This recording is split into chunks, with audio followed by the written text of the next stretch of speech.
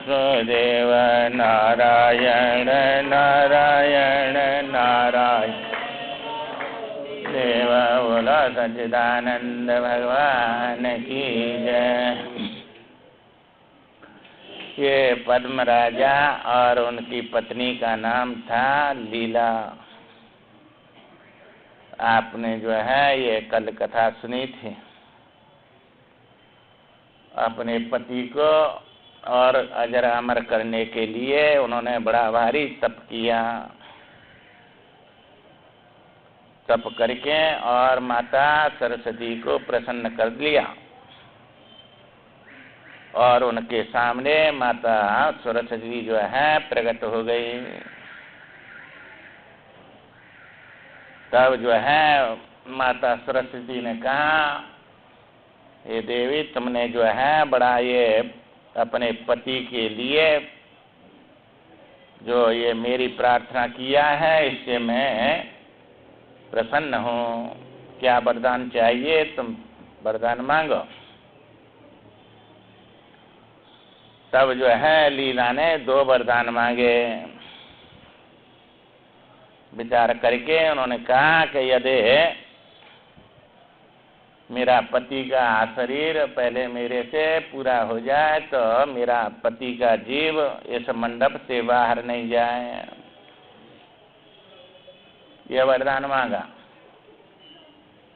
और दूसरे वरदान में उन्होंने कहा, हे माता, जब मैं वर पाने के लिए आपका ध्यान आह्वान करूं तभी मेरे को प्रकट होके और तुम जो है दर्शन देना और मेरे को वरदान देना। ये 2 वरदान मांगे। ये मांग कर माता ने कहा, ठीक है, ऐसा ही होगा। और माता जी जो है माँ से अदृश्य हो गई। और लीला जो थी अब वरदान पाकर बड़ी प्रसन्न हुई, क्योंकि उनके कर्म का फल मिल गया। तपस्या किया था 1 साल तक और उसको माता जी को प्रकट कर लिया। प्रेम से प्रकट होए में जाना। जब आपका पूर्ण प्रेम होता है तो कर्म फल दे देता है शीघ्र। सच्चे मन से करते हैं तो उसमें कोई देर नहीं लगती है। कमी साधक की होती है, सिद्धि की कमी नहीं होती है।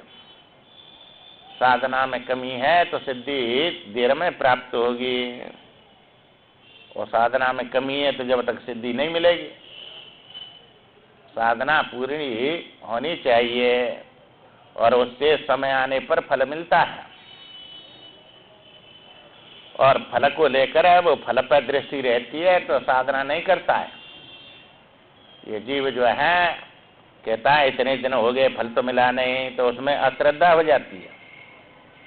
इसलिए भगवान ने कहा कर्म करने में अधिकार है, फल की इच्छा भी मत करे, आशा भी मत करे, क्योंकि ये फल की आशा और कर्म नहीं करने देती है। तो कर्म करेंगे तो तुम मांगेंगे जब ही फल मिलेगा, ऐसा नियम नहीं है। बिना मांगे ही फल मिलेगा उसका, और ज्यादा मिलेगा, पर समय पर मिलेगा। आज आम का बीज बो दिया तो कहें कि आज ही रस हमको मिलना चाहिए। आज नहीं मिलेगा, समय आने पर रस आएगा और मिलेगा, पर समय लगेगा उसमें। और यात्रा को जाते हैं, कोई दिल्ली पहुंच गया, कोई जो है आगरा पहुंच गया, कोई अभी यहीं बैठा है, और कोई सहारनपुर पहुंच गया। तो उनको जो है सहारनपुर जाके 2-4 घंटा में ही पहुंच जाएंगे वहाँ, और आगरा से जो है 10-5 घंटा लगेंगे, और यहाँ से 10-20 घंटा लगेंगे।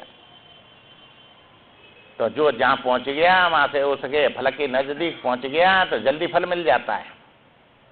और जिनको अभी दूर है तो उनको देर में मिलेगा, फल तो अवश्य मिलेगा। इसलिए ये नहीं सोचना चाहिए कि हमारा जो है ये कर्म व्यर्थ जा रहा है। कर्म करो तुम जो है, और कर्म किए बिना तो रहेंगे नहीं।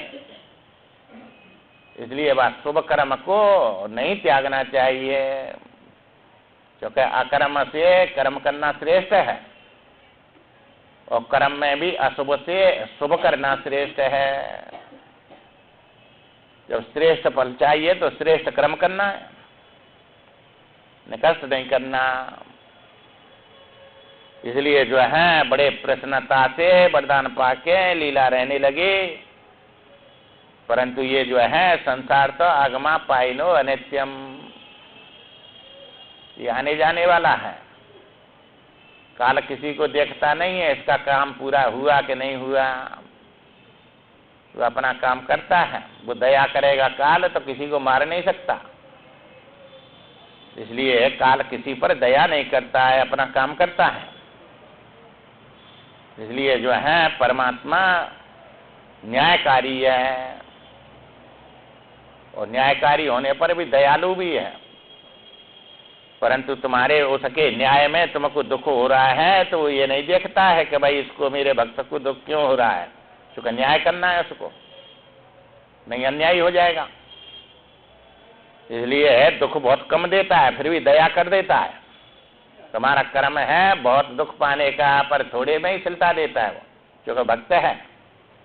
जैसे माता का अपने पुत्र पर प्यार रहता है, प्रेम रहता है, दया रहती है, ऐसे ही भगवान की दया रहती है भक्त पर बड़ी भारी, और कम से कम दुख देता है वो जो है।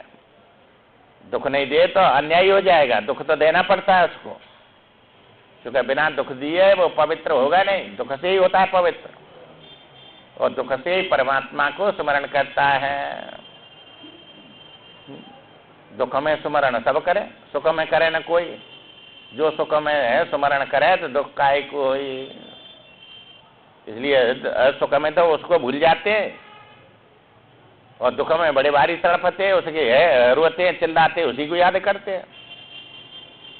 पर वह पहले से ही सुख में स्मरण करते रहे तो वो दुख आएगा ही नहीं, क्योंकि पाप बनेगा नहीं। इसलिए जो है उसके लिए करना चाहिए। इस प्रकार रहने लगे बड़े सुखते, चूंकि ये रानी राजा हैं, बड़े पुण्य से बने हैं। राजा रानी ईश्वर का ही स्वरूप होता है, पुण्य से होता है। जैसे ब्रह्मांडों का मालिक वो ईश्वर है, ऐसे सब राजा जो है सब प्रजा का मालिक होता है, तो वह ईश्वर से जुड़ा रहता है। पर उसके पुण्य है जब तक राजा रहेगा, और जब पुण्य समाप्त हो जाते, क्षीणे पुण्य मृतलोक विसंति। तो ये तो कर्म है, ये तो जो है जितना कर्म किया है उतना ही फल मिलता है। जब कर्म तुम्हारा अनित्य है तो फल भी अनित्य ही मिलेगा। 5 साल को राजा बन गए, गद्दी मिल गई और मुख्यमंत्री या प्रधानमंत्री बन गए, और 5 साल बाद में फिर भी जो है वो दूसरा आएगा, फिर वोट पड़ेंगे। अब पुण्य होगा तो बन जाएंगे दोबारा, नहीं है तो अलग हो। इसी प्रकार कोई कोई बीच में भी चला जाता है, छोड़ के मर जाता है, काल ले जाता है उसको। इसलिए जो है वो कर्म के अनुसार रहेगा। फिर कहा काल का चक्र आया, चक्र से तो कोई बच नहीं सकता। इसलिए पद्म राजा को युद्ध में घायल कर दिया किसी दूसरे राजा ने। ये राजाओं का धर्म होता है, अपने में शक्ति है तो दूसरे के राजा को भी अपने कब्जे में लेकर और उसको जो है चक्रवर्ती बनो, सबसे श्रेष्ठ बनो। ये धर्म है उनका, पाप नहीं है। और तुम जो है जीव है और वो प्रजा है, प्रजा ऐसा करेगी तो पाप लगेगा, राजा करेगा तो नहीं लगता है उसको, क्योंकि उनका धर्म है, वो न्याय करता है। ऐसा कोई दूसरा करेगा, पड़ोसी को अपने कब्जे में करके लूटेगा, मारेगा और उसको जो लेगा तो पाप लगेगा, जेल जाना पड़ेगा। पर राजा दूसरे के देश पर कब्जा कर ले तो उसको पाप नहीं लगता है, उसको जेल नहीं जाना पड़ता है, उसका मालिक बन जाता है, शक्तिशाली है। इसलिए दूसरे राजा ने उनको घायल कर दिया युद्ध में। अब उसको घायल को उनके जो अंगरक्षक थे वहां अंतःपुर में ले आए, महलों में ले आए, और वहां आकर उन्होंने जो है अपने प्राण त्याग कर दिए। अब जो है उनके देखकर और उनकी पत्नी लीला थी बड़ी दुखी हुई। जैसे कमल जल के बिना मुरझा जाता है और हिरनी जैसे जो है बाण लगने से और घायल हो जाती है, तड़पती है, इसी प्रकार वो लीला अपने पति को मरा हुआ देखकर और बड़े तड़पने लगे, बड़ी दुखी हुई। जैसे छटपटाती है वो जो है हिरनी बाण से, दुख से ऐसे छटपटाने लगे। जब जो है माता ने उनको आकाशवाणी से जो है कहा, आकाशवाणी ने कहा, बेटी अपने पति के शव को तुम फूलों में रख दो और फूलों में रखकर समय आने पर ये मेरी कृपा से जीवित हो जाएगा। इसलिए वो आकाशवाणी सुनकर और उन्होंने लीला ने ऐसा ही किया, फूल मंगा के और उनके शरीर को फूलों से ढक दिया। परंतु जो है अब ढक दिया इतना कह के आकाशवाणी बंद हो गई। फिर लीला ने सोचा कि भाई ये शरीर तो मुर्दा पड़ा है, इससे तो मेरे को कोई लाभ हो नहीं रहा है। अब बैठी हूं, कई रात बीत गई, कई दिन बीत गए। जैसे खजानी कोई खजाने पर बैठा हो और उसका उपयोग नहीं कर रहा है तो उसका कहां दुख जा रहा है। ऐसी लीला ने सोचा पति तो मेरे इस मंडप से बाहर नहीं गए, परंतु ये शरीर तो इससे बाहर हो गए। अब शरीर के बिना तो जो है मेरे को क्या सुख मिल रहा है उनके बिना।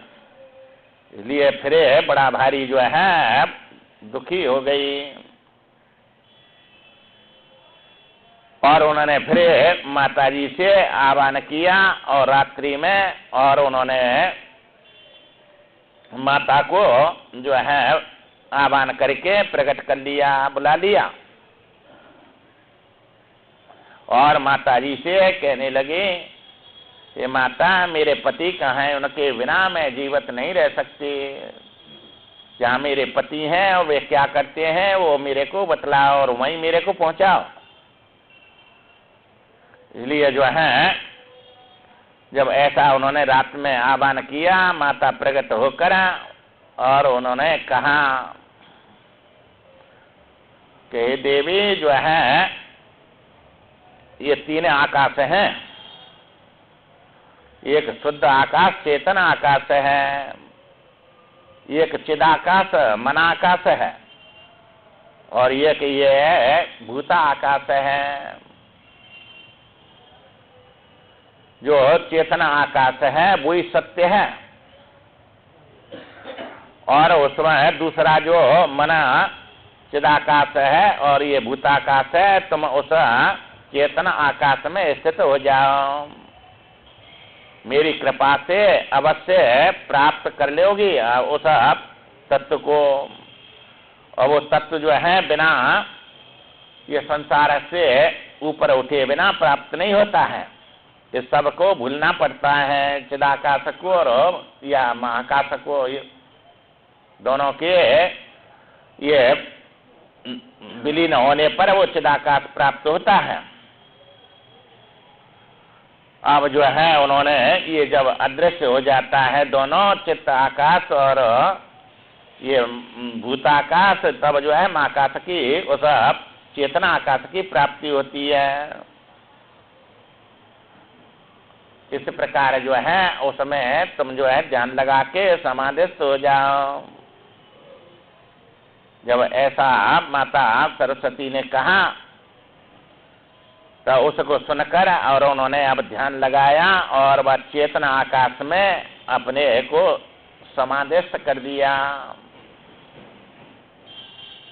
और जो है उस समय अपने जो है समाधि में और जैसे स्वप्न देखते हैं इसी प्रकार जहाँ उनके पति में सभा में रहते थे और सभा मंडप में, और माँ जाकर उनके पास जाके बैठ गई। और जैसे पहले सब उनकी जो है सभा में मंत्री लोग और वे सब राजा लोग घिरे उनसे बैठे रहते, ऐसे सिंहासन पे और अपने पति को बैठा हुआ देखा और उन्हीं के पास में बैठ गई। और सब परिजन जैसे पहले उनके साथ रहते, ऐसे सब सभा मंडप को देख रही है। जैसे पहले सब कार्य करते थे उसी प्रकार सब उस राजा की वंदना कर रहे हैं और सब हाथ जोड़ के खड़े हैं। वैसे ही सबको देखा और जो है फिर उनकी जो है खूब उसमें देखती रही और उसको देखकर और फिर उनकी समाधि टूटी। तो फिर अपने अंतःपुर में पति के पास ही बैठी है और उसमें बैठकर और लीला ने फिर माता जी को जो है आह्वान किया और बड़ा आश्चर्य किया कि ये वो जो मैंने समाधि में देखा था वो जो है वो सत्य है कि ये सत्य है। और माता जी जब प्रकट हो गई तो उसने लीला ने कहा, हे परमेश्वरी, मैं आपके सामने विनम्र होकर कुछ पूछती हूँ, प्रश्न करती हूँ, आप उसका जवाब दो, उसे बतलाइए। इस त्रिलोकी का जो प्रतिबिंब वैभव बाहर भी स्थित दिख रहा है और भीतर भी इनमें दिखता है। अभी मैं समाधि में सबको देख रही थी और वो ये बाहर दिख रहा है। तो इनमें कौन सा झूठा है और कौन सा सत्य है, कौन सा कृत्रिम है और कौन सा अकृत्रिम है, ये मेरे को बतलाओ। अब जो है ये अब देखिए मैंने अभी जो है कृत्रिम और अकृत्रिम सत्य झूठा ये कौन सा है। देवी अंबिके, जैसे मैं यहाँ खड़ी हूँ और आप यहाँ बैठी हैं, देवे सूरी, इसी को मैं सच्चा मानती हूँ, समझती हूँ इसी को। परंतु जहाँ इस समय मेरे पति देव हैं, विराजमान हैं, उस सृष्टि को मैं कृत्रिम मानती हूँ। तो कृत्रिम है, मेरी बनाई हुई है, और ये अकृत्रिम है जो जागृत में देख रही हूँ, ये हमने बनाई नहीं है, ये तो परमात्मा की बनी हुई है, इसलिए अकृत्रिम है ये।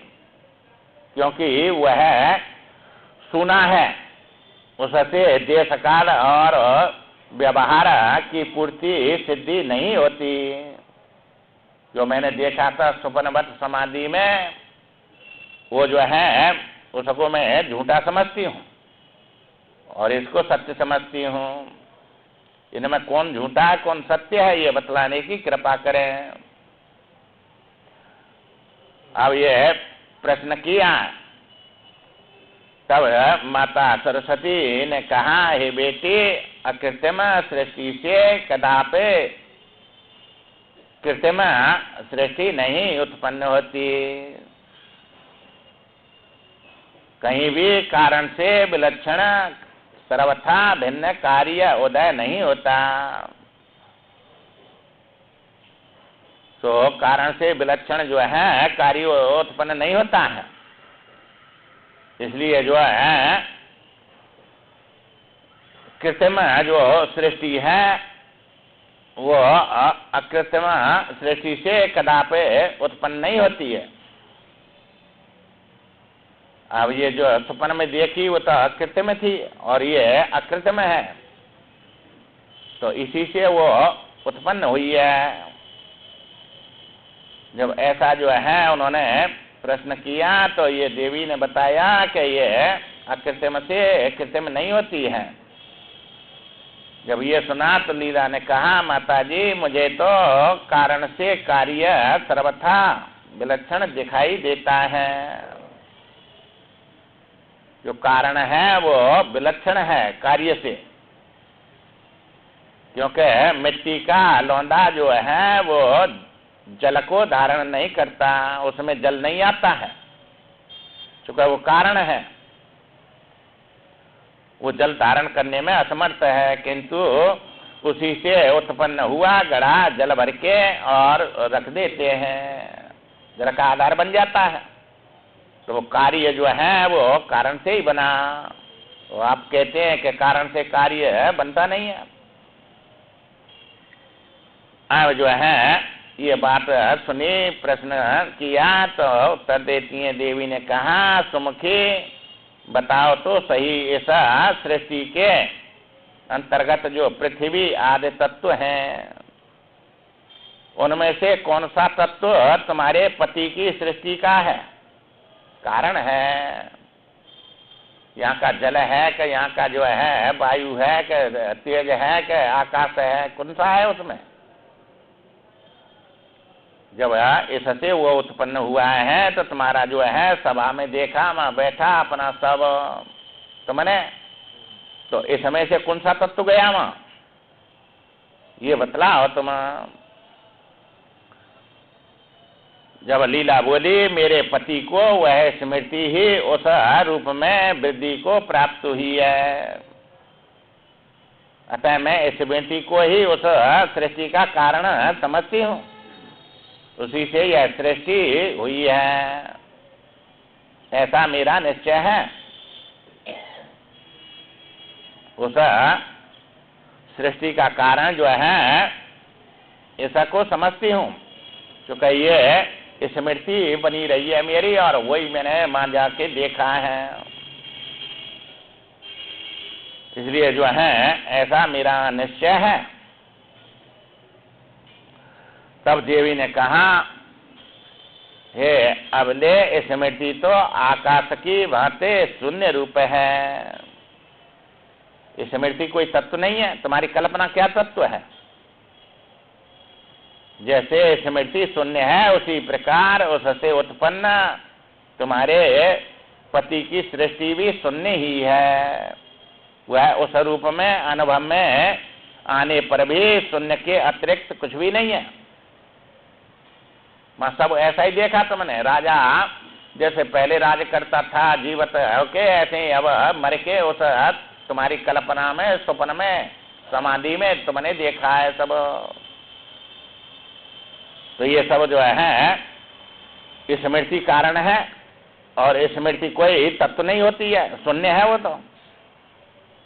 इसलिए जो है लीला ने कहा, देवी जैसे आपने मेरे पति की सृष्टि को स्मृति मात्र शून्य बतलाया, उसी तरह मैं इस सृष्टि को भी स्मृति मात्र ही एवं शून्य ही समझती हूँ।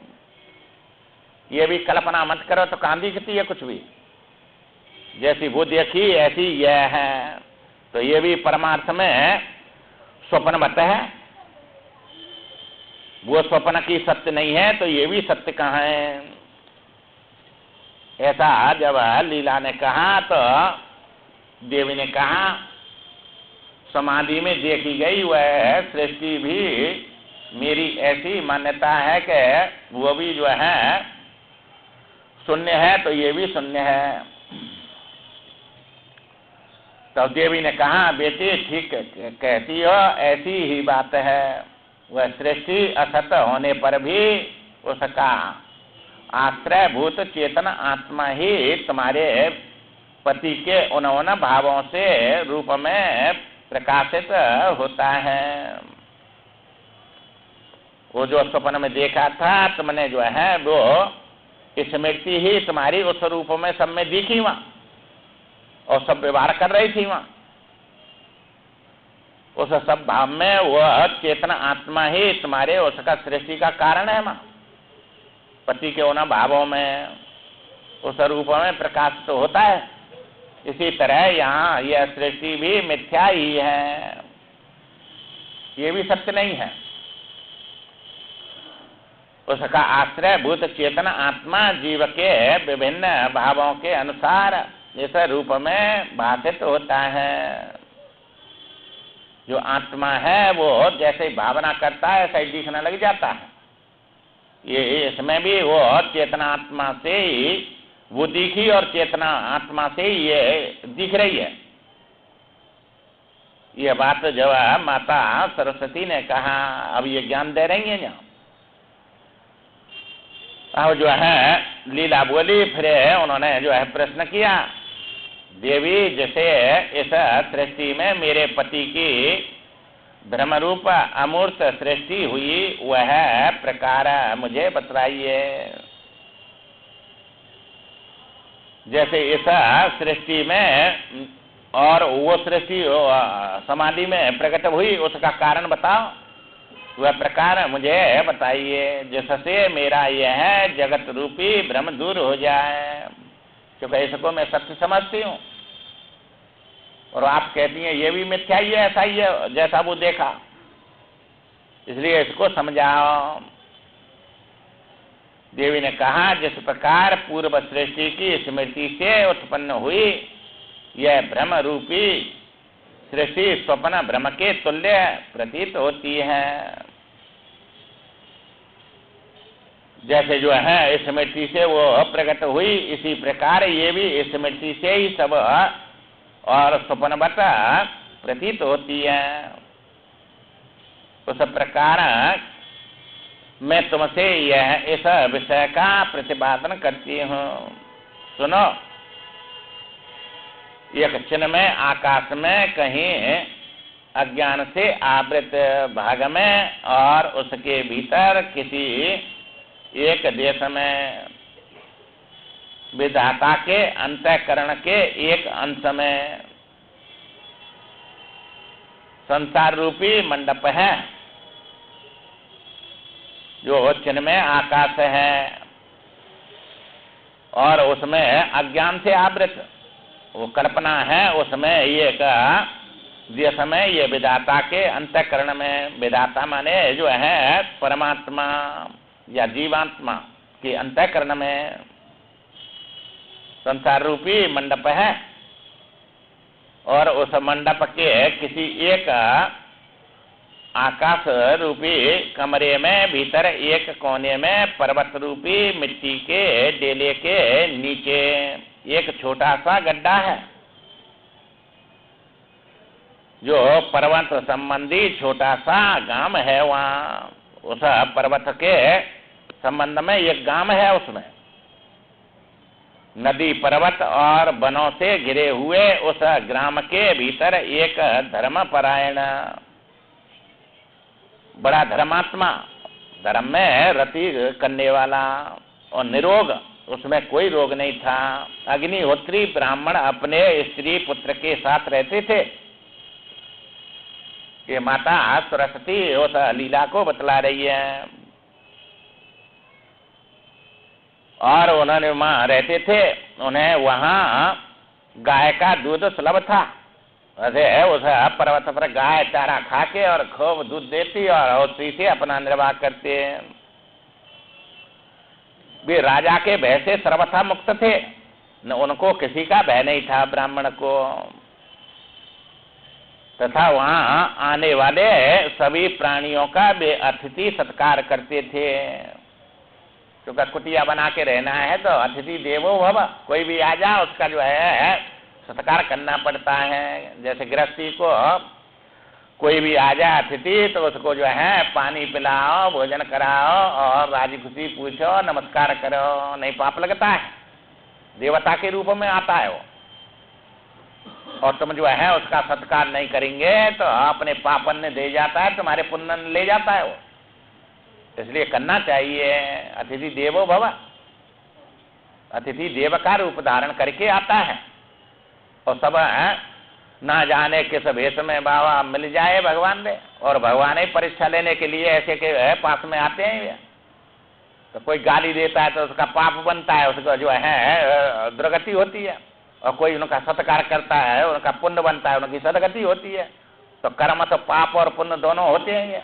और ये कर्म बतलाया कि ऐसा करेंगे तो तुमको पुण्य होगा, ऐसा नहीं करेंगे पाप लग जाएगा, तुम्हारे पुण्य चले जाएंगे उसके साथ, पाप पुण्य दे जाएगा और उनका दुख भोगेगा।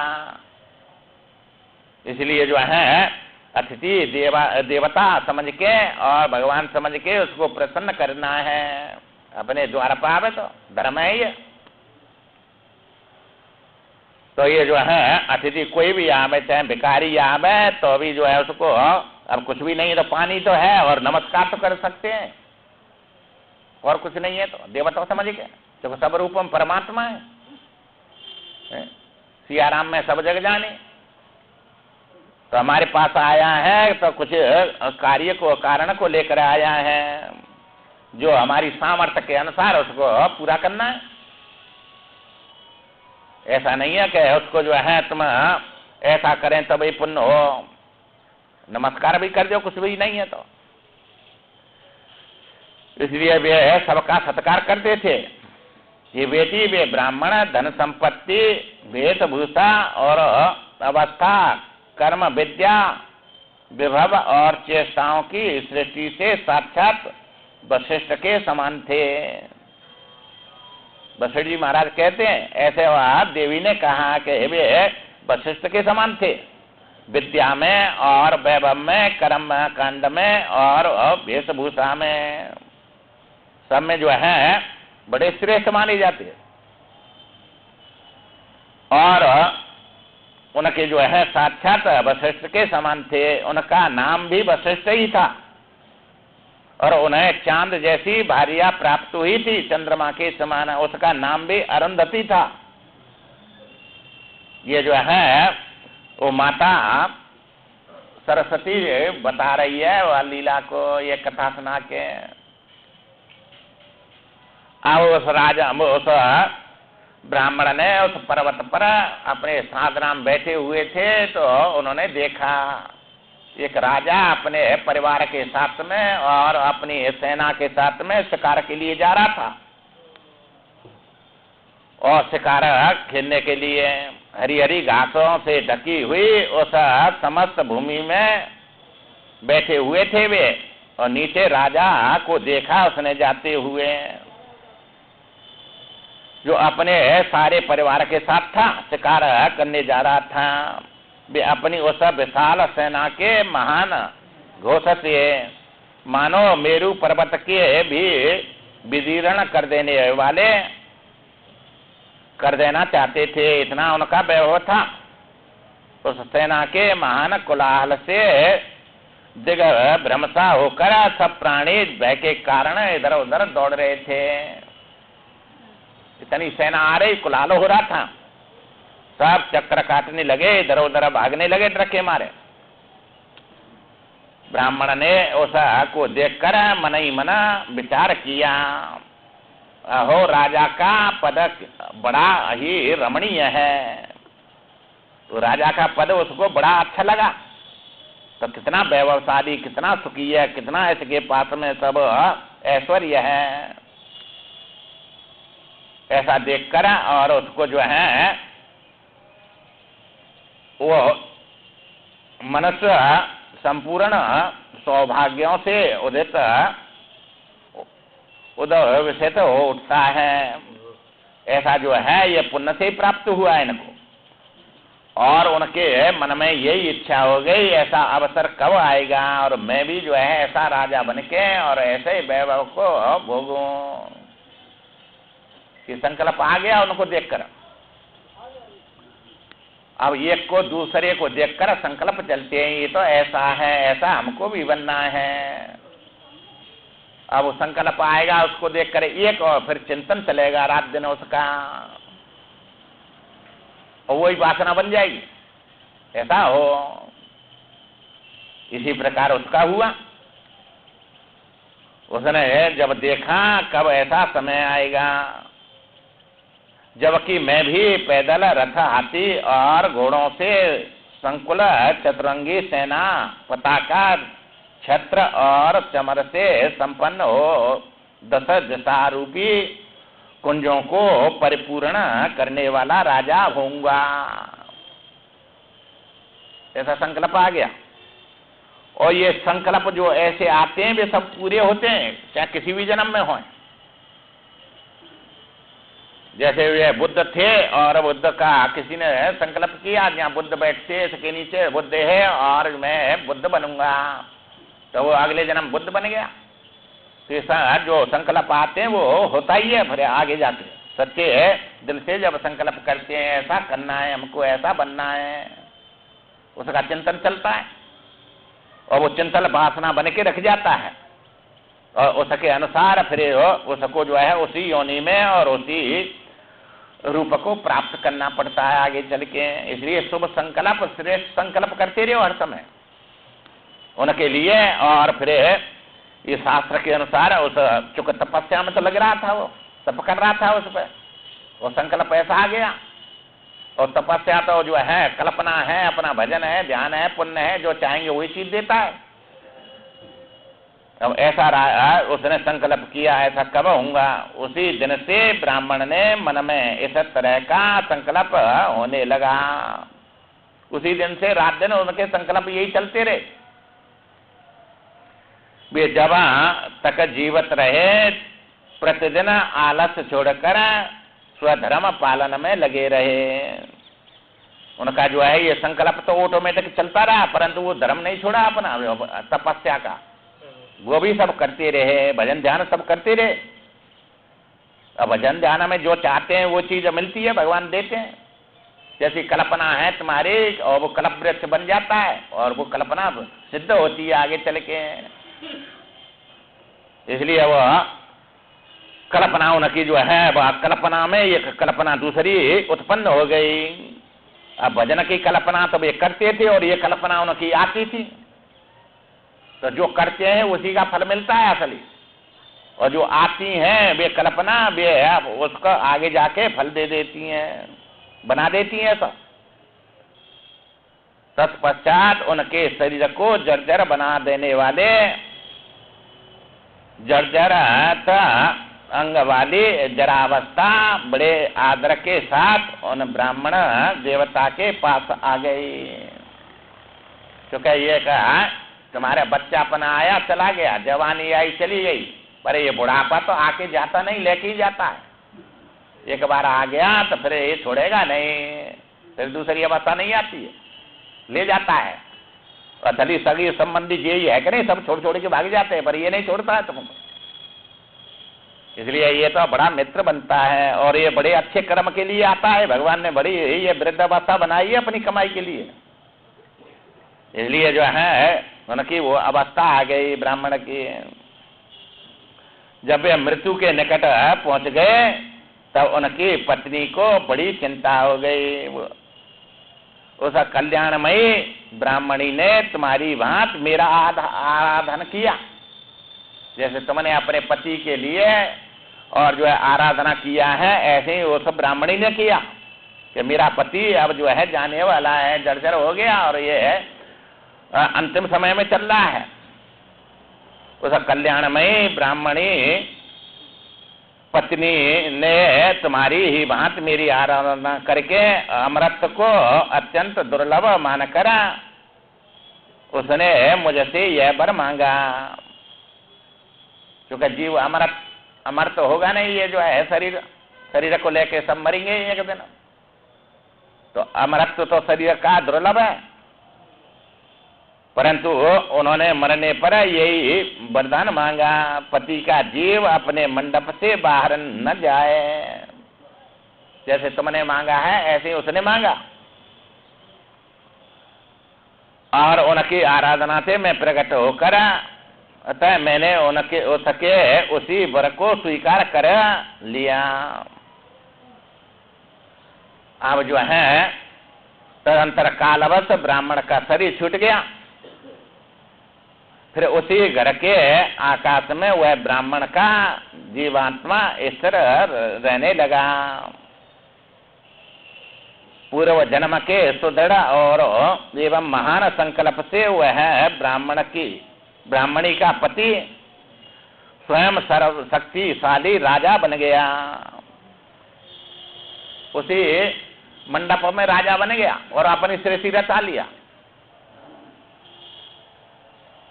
उसने अपने प्रभाव से भूमंडल पर विजय प्राप्त कर लिया। उनका प्रताप स्वर्ग लोक तक फैल गया, इतने शक्तिशाली हो गए। क्योंकि तपस्या करिए, पुण्य है, पुण्य व्यर्थ नहीं जाता है। जो मांगते हैं और जो संकल्प आता है वो सब मिलता है आगे जाके।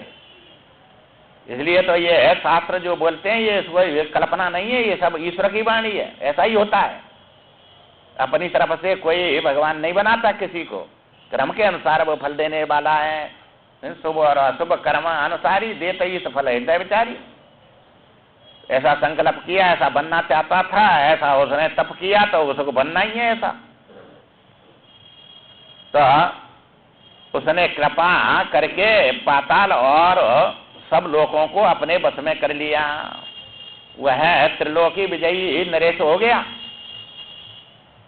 वह याचकों को मोहमांगी दान देने के लिए कल्प वृक्ष के समान था। ऐसे पुण्यात्मा सतुगुणी होते हैं और बड़े उदार होते हैं। ये तो तमोगुणी और जो है कंजूस जो लोभी होते हैं, वे जो है इस संसार में बस छोड़ना नहीं चाहते हैं, क्योंकि तमोगुण है। उनको ज्ञान नहीं है कि देने से ही सब कुछ मिलता है और ये देने के लिए ही शरीर मिला है। इसलिए उनको जो है इस सतोगुण से सब ज्ञान रहता है। बड़े उदार थे और उनको जो है इस प्रकार मोमांगी सब देने वाले थे, कल्प वृक्ष के समान थे। धर्म रूपी चंद्रमा के पूर्ण विकास के लिए परिपूर्णमा की रात्रि के सदृश वो राजा था। उधर उस ब्राह्मण के मृत्यु मुख में जाने पर पहुंचने पर उनकी जो पत्नी थी अरुंधति ब्राह्मणी शोक से अत्यंत कृश हो गई। वो भी बहुत सूख गई उसके वियोग से। उड़द की सूखी फली जैसे फट जाती है, उसी के समान उसके हृदय के टुकड़े हो गए। वो भी शरीर छोड़ दिया उसने। अब जो है उसने पति के साथ ही मरकर अपने शरीर को दूर छोड़ दिया। वह अतः वाहिक देह मानस शरीर के द्वारा पति के पास जा पहुंची। जहां उनके पति थे राजा बन के, और वहीं पहुंच गई वो भी। जैसे नदी गर्त में गिरती है, उसी प्रकार पति का अनुसरण करके उनके पास जा पहुंची और वहां वासंती लता के समान शोक रहित हो गई। आधार मिल गया, ऐसे बेल चढ़ जाती है अपने आश्रय लेकर। उस पर्वत ग्राम में मेरे मरे हुए इस ब्राह्मण के घर हैं।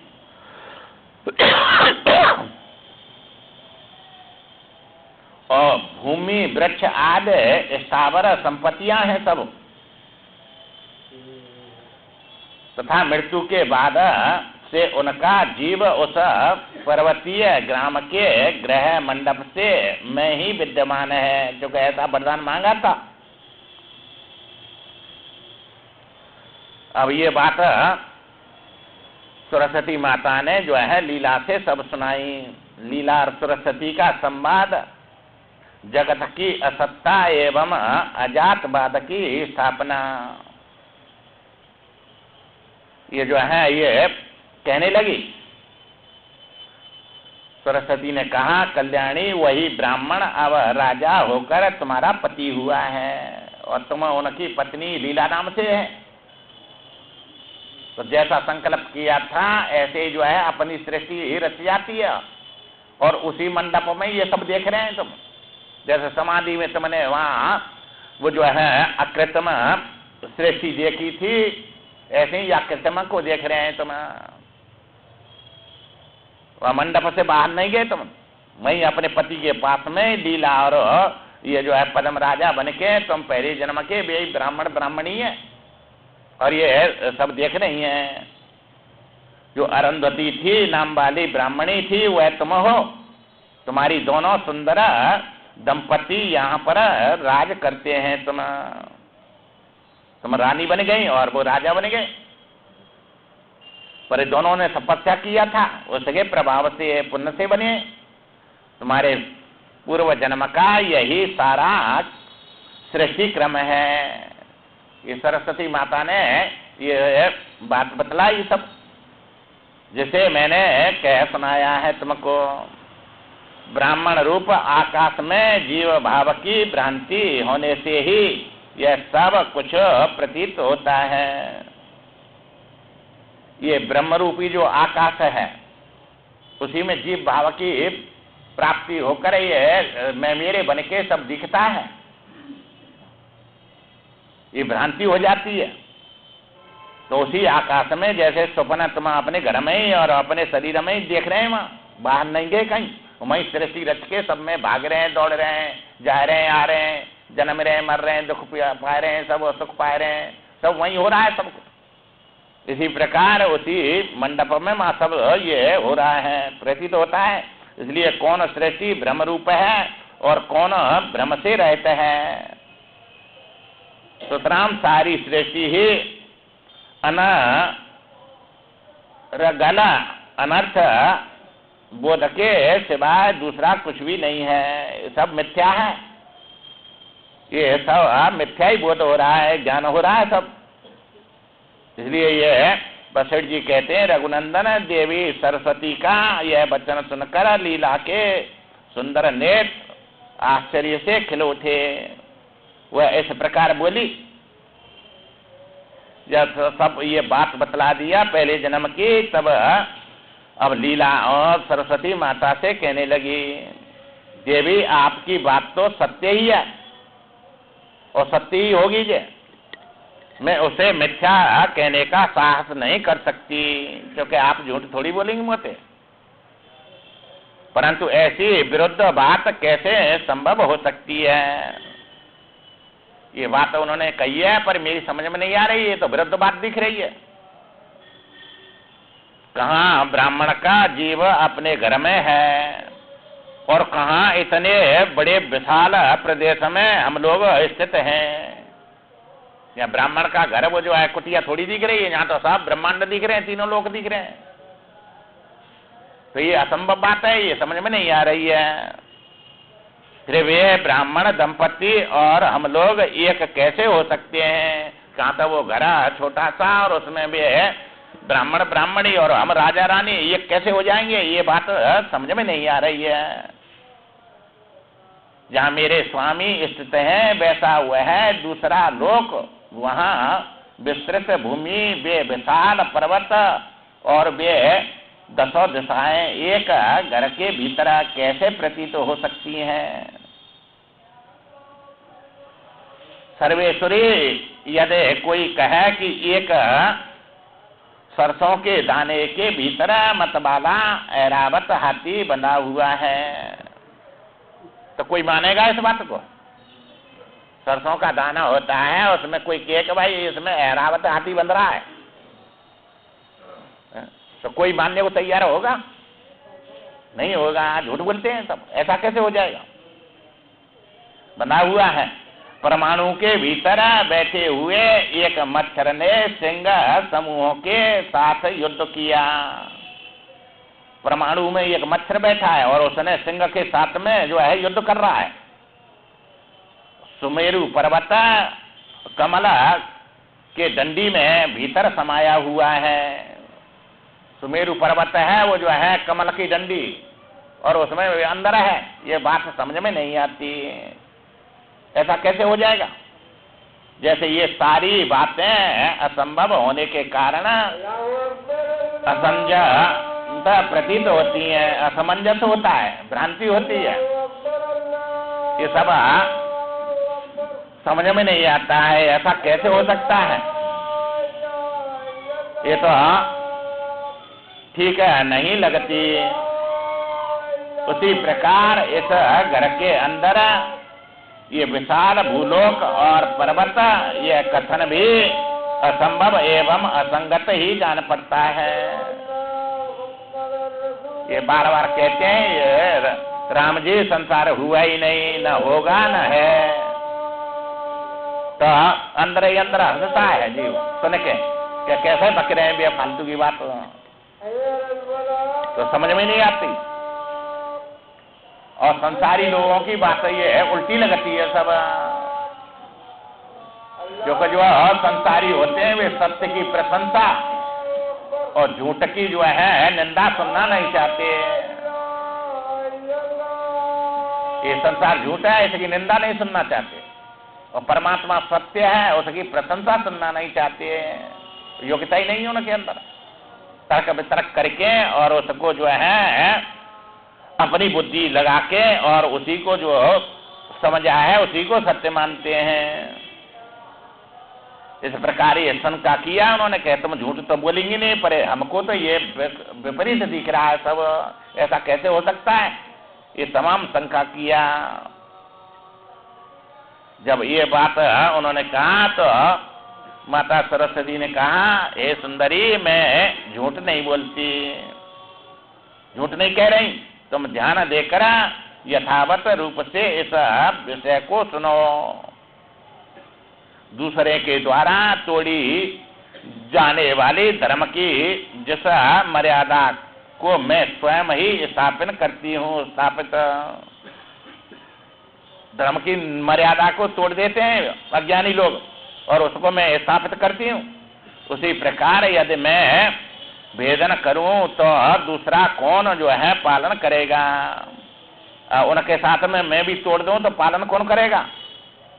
उस पर्वतीय गांव के ब्राह्मण का वह जीवात्मा अपने उसी घर के आकाश में चिदाकाश रूप होकर ही इस कल्पित महान राष्ट्र को देख रहा है।